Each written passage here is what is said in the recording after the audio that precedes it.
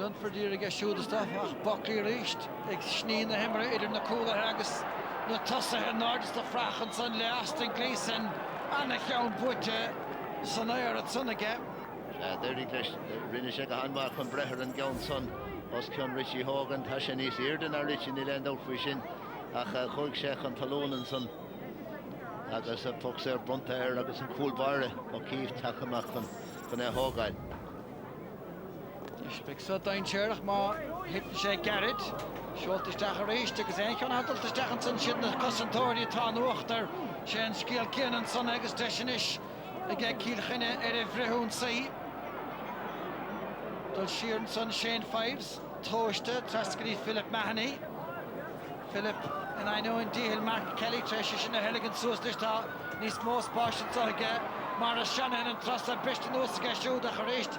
Local Dinter Fat Corn and turn about Tranona Shin Tarlong Tassin Foril again Portland again Nimaha agus Mahain Kilkenny and Chef Maastruchte dear Fag Medisch Bed Nis Crinne Nisak the Mola agus Shin Song Blogason Colin Fenley Mo Lorna Park in the Marshin agus in paint time Shega and you the fucking dear Costa Vale no Conacamer Dia home to the Shin and Kedor doing Colin Fenley Eichal Beder Rev na Clippertishin again agus for the work of hand count the put to get Deshach Neshach in Gleason it's a get a fair last year da took a lesh but well Irchtent to get a volach Stoch Gresha Umro at the Gesiach Kyle John Joe Farland Sons of Harborn TJ Reid lesh Agwal the Rochturig the Dertelum Connors at the end of Goslacht from Son Smacht the Gadasiga Dunford Ganning a Techna and Rare Gefolda Buckley Nishmata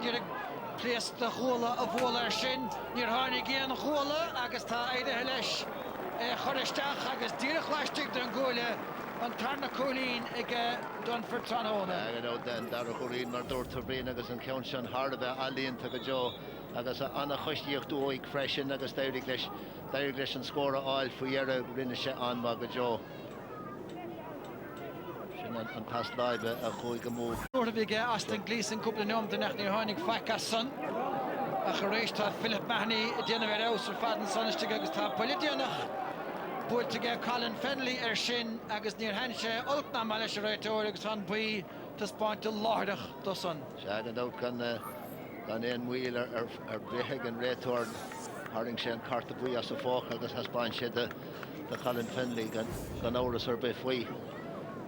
Hanisha knows Biogan in squeal there, Kertgalore. Shas Machtach man the Galen Kelly or Bedler Michlu at Yerchtine.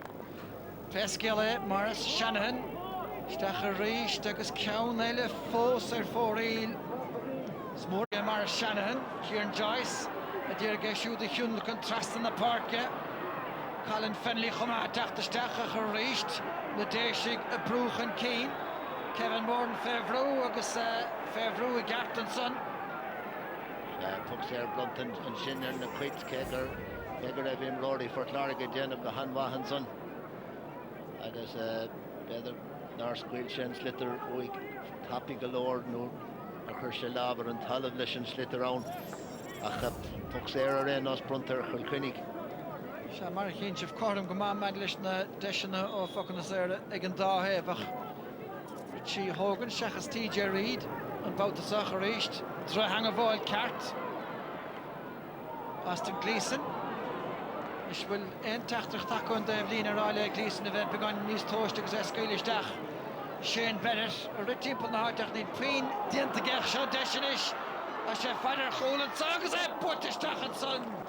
Well, Visha did a cool time to have point to back to get Bennett. Dear Trish Merograph Shaver Queuing. I don't know, we dash cool again, Kurt Galore. Agus there English Dull Harbert Cousin Tory and Shin Dermot Cody agus Shen Prendergast agus Fecker Shin V cool in Agna and out near the Bacordach Yawn. A quick Sharon. Elian and Son Marlon Cooley, JJ Delaney, Viana Fagnan Lien to Gandoutach in Holden. Anna Vahan the Rigas Tosnak Maharish Lena, a Lorna Parkish, Colin Dunford, Agus William Taction, Dinta Neil, Bader and Chat, Talish, Gabursha and Brishishin, Paul Murphy, a Derek Stopper. Lesha Normach, Lesha Gold Bar, Agus Ober, Dun Scohago, and Murphy and Son Kegraven. Come on, Kyle to Silliga. No better if she get Carcalorach. Gashka dient gan good board and son fair second the Martian agus Patrick Kern Chitrish Desh Sasur the Vara Shannon Bedigavation in Kinnecart Markovil Bjarna Hoffeint Atranish a Vayachas to Patrick Kern in Fain Philip Maniana Kalach Selina Lacho Ligas Korkosha Stochan of the Viora Le Plientox a target Fed Le Tosse Hidgenik a shell of no a Leroy Fema Dash of the Book Dachnil Tration Alero Moran is ticked on the Cogus Jake Dylan Agus Trocha on the get Jake we check cat but to get Hogan Shin fires the Jerige Hurta Villa Ach Stackadation Yanov Agus paint better comes the King is far enough again Hogan better than Yannick Dini Casola Richie Hogan and Diffriak did in the form Irene Richie Ibertney's Fars at Arnaland Lina Kuiviadris Shaska Feinig agus Prapáilin sa Kilkenny Gadi Shohage Council British Dachan sa agus Harish Drasnan and Drasnan Dashi Kochstach Konturach Galor Fos agus Khan by Dorve in the wagon son agus in the Rooshucht Paul Murphy Machatro Waterford Chachar Reach Tag Gleason Long Gabar the skill but the Stach again had well for real Kakalor Martian Dara fight near Gleason reached which I can toot fair Hulin which I did a gear Havistach a meal Hul Talk of Mahanson again hold and reached Truselin and Lawn Hul again Kilkenny Carvard Oina Editora Costa be hold in the Having Council or the Nisa Varga Stachamela Hula reached Morris Shanahan Patrick Curtin last Moga direct Takich over Dach that yet there also Father Shannon and son Agus Paint the Brime Shachan in the Hurling Keen reached Rinne said a Hanmahanson Dairy English Breher or Dos agus Kegaref Chef we brew with Stigenshin Dairy English Casa Temple Lidron Cool Duskulche Ilan so stuff in Dempsey, McGarry, Ling, agus Cody. Ní locht á Fayetson, maar een vanistíochta. First Stome. TJ Reid. Wordt de stach geshow, agus talk again good bardish and batoon again. Reid, Kevin Morton and Isha Ross. Sheehan son did agus stetter a harda gedolda mata. Fair Valley Vacandoin. John Joe Farrell, Sugary Reid. True melt again again. Walter Walsh put to Fayyenis again. Noel Connors agus Dylan Kaidan, Hamas a turn legs of Visa Hiedla. Stoch make Trech agus Tushilish, a Tach Slacher Hideko. Jamie Byrne, Ishel, Talavay, Rada Hourigish, a Shin of Wuchten agus a reached. Pulle, Dungaman, Shin Hied Kionach, Tasha Fachten Sage, Gleason and Ishigus, Kadianish and Trussa, with all the drone Hlihain. Coward last year again, Kasha Tut Faintinish, can end the last again. Ache Yenov agus tá count Elefos. Bennett Gleason, Shane Fives better few ach gute Stehen of Lahas and Mosh. Fightinson again, Noel Connors, agus Derry here. Pass live again shoot, Lyrgus Maga, Barton, Patrick Curtin, Cleonach Marvel, Morris Shanahan, Tá Bennett Las Mocha. Reached Stachenson let Joy Holden go Cruig.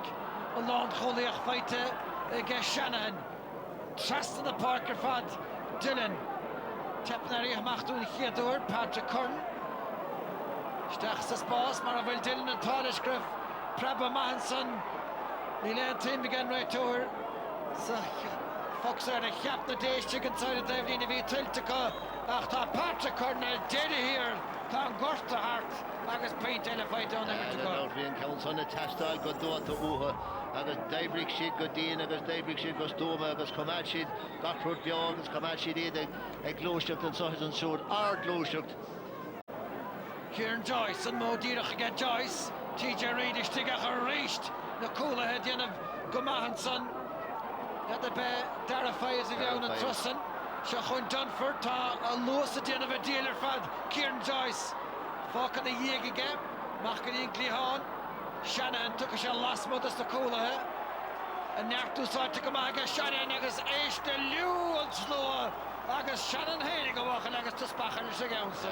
Dair leis chug an réit Hurling an bun táiste dó bhí se chun bhuiile sé a thuirdóibh capimach ar hir hail thug sé an bun táiste dóibh agus Len Maris a réig agus dair leis an dara cholína áil dó féin an nimmer trí cholín féit ag Maris ceann le sé. Sína ma diag ó chaimsig TJ Reid puck sair slen scór dernach ag cíl chinne tá Patrick Curtis ceanna le chur ar fóraí agus sin bertne sem mun na bocan na sair.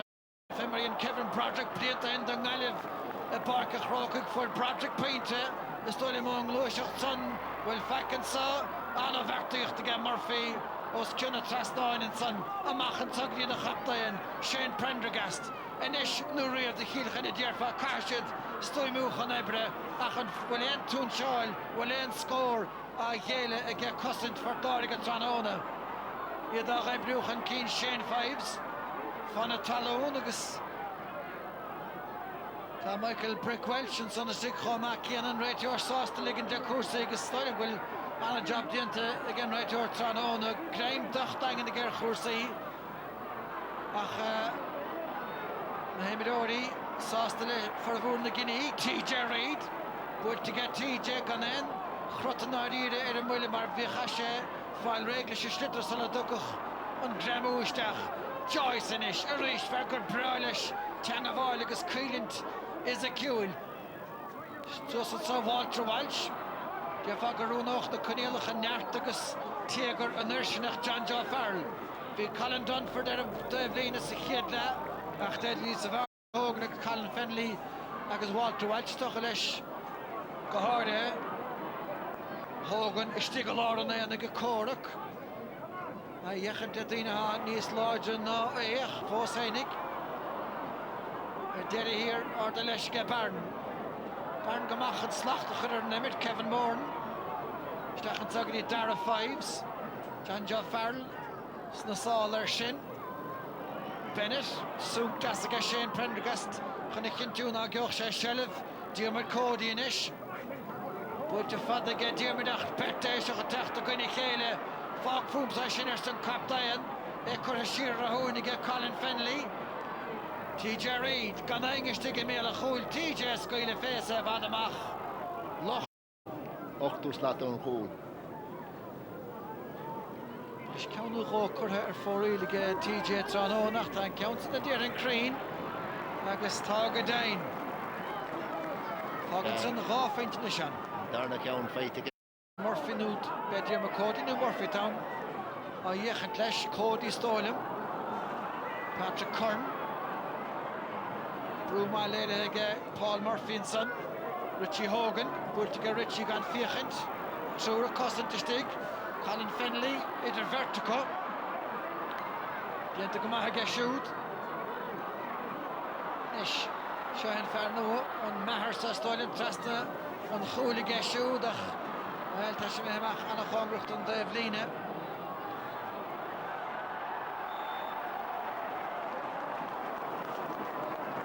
Dénú trasna na parkach drocheann Shane Prendergast smacht ag John Joe Farrell John Joe á bhólisteach an John chúil Fennelly stig an éan arach náidir an pasnú dúirt féinte bhí seach níamh críanna crotar mar éireacht. Bhí troch éireacht an son agus bhí Fennelly sóil le brethir beidirach níor le seacht é stoppach sé dul hallar an líon an son. Té sé le do múi me hamúa. Cíl chinne a réisteach Jamie Barn, Philip Mahoney á dhéchan chuma leo agus seo chuin Aston Gleeson do chreite an méid seilbhe atá fighting an versa trónón agus más bhfuil sé críochtú le painte bhí sé de bhíar gur tháinig bertchuig an Anastan son Bhí dé sé chun pas chur amach an son I drá Dunford ach ar lí pat beidir bhfuil sort leisceir go painte seo aber túirt fest a scór na bhí deisna dearfá túirt féin painteach Bhí dé sé gur feag le heiceint ach tháinig bertachá seach go tapal Murphy agus Joyce agus Murphy an son Paul Murphy agus ó Halloran is sé siúd a teachtasteach an áit Patrick Cornach idir an dálín tá Bennett treis painte chur haris a drasnáin Géile córa go chuirtá agus pe seansa bhí ar chúil antá sé leit agus Colin Fennelly a tar chóirta buí teachtasteach an son agus leiscíal gafaige. Beg na héine fighter Alan Kelly tá sé treis bléach an áil an láta sí agus dietach a fort a bheith seintin sa. Tá sé imethe an darna cart a bhuiomh bronter agus ní dóilm go raibh an darna roig an réithór a sin dhéanamh an darna cart a bhuiige san is imethe. Ní hen tús mai seo. Hannig sé seach a tapig Kyle James Maher an slither stigen an lín agus hannig sé seach a tapig agus hannig I linsúls capim agus bhúil sé Kevin Morninson agus ní hé Kevin Mornin sortim roir a hen sias go héas gur chorbe. Ja, ná é. Nis dímar agrah mar Shannon me hecht tá sé filte a bark agus gortú folla bhí chuisteachar tá Colin Roach takeistach be gat. Mahan chórtha go bhfuil rocha. Bhfuil isteach a geisiú agus tá cheiricín a bhfuil tá sé aimse a Shane Bennett bar na cheiricín de cholín inis idir na fórne. Gach sé go dhéanamh sin an gó atara. Cetarrána mar lecht na himar a gut. Well, ó ceanna ó hús na himarthe bhí Aston Gleeson a gimmar go maith agus dimar se go maith I réhan clifa go léir agus mas a rudé go raibh sé beáin níos crinne bheach an grad an brumper a gláam a bhéidir ach dimar se go hanmhainmh. Chuir se go mór le iúach dífort. Bhí sa séideag tróna mar a leirte treis a hocht. Agus fiú tuaí mí Aston Gleeson nach chlosan sonnach idir an dálín TJ. Is cór an clogad fech. Sochar sam mai sin dimróí ógur bíon aglar réine úint dolisteach congach do chéile córgach dá chun gravíú sé lúda in séir tán gneú sleap de chamáin. Sin é náit is sábháltaí duiste bheith na chó congach agus is féidir a chéile chóra. Stannim go méid Noel Connors ceart golóir fear an fasáiste cúbíon is fethe tá sé seoinis agus rinne de chineirí gimmar na fadadóirí fear an leidir. So seo Shane McNulty teachtasteach fear de chud de la Salle fear nua eile agus dána na bhórnar fad beag Derek McGrath dúirigh taí strathe úrta roiinte midóirí na bech beidir mór an cloiste gon fuatha. Sína mat an cútih gortathe agus ionadathe agus mar sin dó. Seachaíonn sin 8 ag cúig. Seo chun Waterford ceann an bhrá gafas an éirige, Richie Hogan a géileh an clitar, feite Richie tá si a dtíar a cúlach é briúan sa, tasclaí Padraig Welch, ach a dul do sód an clitar a churfes macht agus seans. Beidir an seans díanach ar chúl methe ar Kilkenny. Well, rinne si gachíir chun an glúiseach sin a chur le chéile taisacha bhfuil cúil a teastáil chun fiúháine an clifa a gréichnú ar chóscór. Agus rinne siad gachíir chun an glúiseach sin a chur le chéile beidir an deis. Fisce puinnig an tróna daoine buchtan an clitar sanna ar Ian Walter Walsh ar austra fadan san nach Jake Dillon agus tá paint aimsethe ag Dylan Rudachhagan bar na cheiricín ann bouta bhainile. Agus beidir an cúlín is tábhachtaí a fórse na tamil a nós in an ceanna chur ceiricín idir na fórne. Agus an dara cúlín an sin feite ag Jake Dillon dóibh. Gan at nómed fantan is. Cossantóirí fortláirige aus fad Tranhóna. Colin Dunford. Craindíirech a lár na parke ach tá san methe yes agus cimata gón Murphy count on the stick. Gan na coch neomat a bheag nó a bhór Cillian Buckley. Buirte go maithe get Buckley san air. Cantisteach a dón chuil Walter Walsh Stigan son. Ach a rééis tóca aus fada sa ciúna náda bhfuil bhísige mór nach tá deisiant sa Janjo fearr le sáirithe. Be nach nada bheith Janjo bheann sé. Janjo tá sin a bheith clitar Padraig Welch beidir a thug fé féinte nó fé chúla chéadúir ach sé críoch agus deirna mart. Ná go sé méir fóraí an haváil gan gúlbáire. Rinne siad go maith Padraig Welch go bhúil sé go maithe rinne an cúlbáir an bhar fad an fad. Bhúil Welch go maithe gan dáteach rinne ó cíomh go maith chun stopáil. Nuair a tháinig sé machchan sin rinne na cossantóirí go maith. Idir diongbáilte gan an darna cheans a thuairtóibh. Rud a chuir gan bheith nach ortha ar náis a roiin na héan na strá agus tá sé buirte go bailile ag Derek McGrath can salute a very well-earned victory. It's finished here at Walsh Park. Waterford the winners by 14 points to Kilkenny's 10. It's 2 points, if you like, and we're conscious of the fact that having a relatively good year last year, we're just want to kind of secure ourselves in Division 1A, if you like, up amongst the big boys. So we're delighted with the effort from the lads, and the effort told at the end, you know. Yeah, well, Waterford certainly are hoping to build on the efforts of 2015 and getting off on the right start today. And Liam, that is important for them because, as Derek was saying there, you know, when you've won the league last year, then you have the championship and the way that finished up. They wanted to get back to winning ways, and they did. Yeah, it was very important for them. I suppose not alone winning the league last year, but they were in 1B.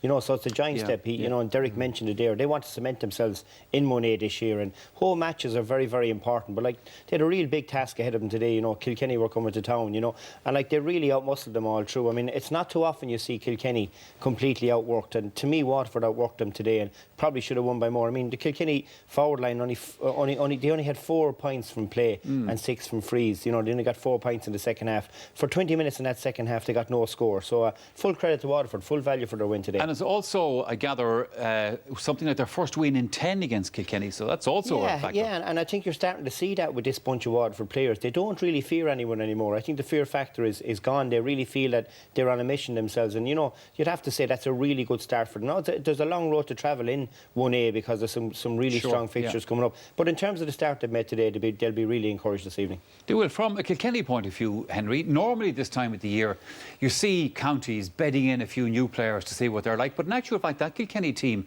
had, what was it, 12, I think, of the 15 that started the All-Ireland in it.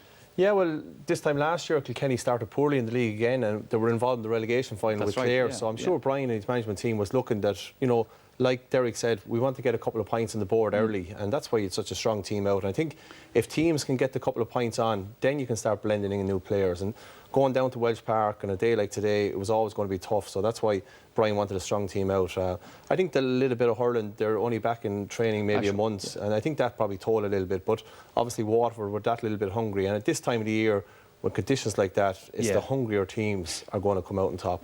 Sure. And Liam, you were also impressed with Waterford and they're winning a prime possession today. Yeah, because again, it's a feature of Kilkenny teams over the year that when the ball is poked down one-on-one, they just have a natural knack of being able to pluck the ball out of the sky. But I was certainly taken by Waterford today. You know, on numerous occasions they came down and, you know, they just had the ability to win primary possession. And, you know, you're giving yourself a great platform, and they need to be able to get the ball in primary possession because, you know, the way they set up, they really need to be able to pick out players, and I think they've really got very smart in terms of their use of that ball. But I mean, there's Kevin Moore and absolutely towering over Walter Walsh and coming down with the ball. But you know, every one of their defence today had the ability to go up and outfield their player, and I think that gave them the platform, because when they came down with it, they were offloading, they weren't driving aimless ball down to a 1 or 2 man full forward line. But I suppose even in a win, you're always looking for areas that you can improve, and from a Waterford perspective, one aspect that Derek McGrath will be looking at is they shot, I think, 18 wides today. Another day that would have been costly against Kilkenny. Yeah, I mean, really, they should have been out of sight. I mean, I was watching the game, and like at 67 minutes gone, there was still only a goal in the game, and they really should have been out of sight. I mean, 18 times is just too much, and you know, just too often they got some nice scores. You know, Colin Dunford and Jake Dillon got some great scores, but too often they wasted ball. And I mean, Austin Gleeson is what a talent. But I mean, you'll see it here. You see the way they set up. They don't really have the man on the edge of the square to aim at, so their tactic is really to shoot from distance. And when it doesn't work out, you know, you can see Derek McGrath, he was getting a little bit frustrated on the sideline. But certainly, you know, they got 32 chances, they only converted 14. Sure. If they can up that conversion rate, they're going to be a match for anyone. They sure are. All right, lads. Now, the last 5 months have been turbulent ones for...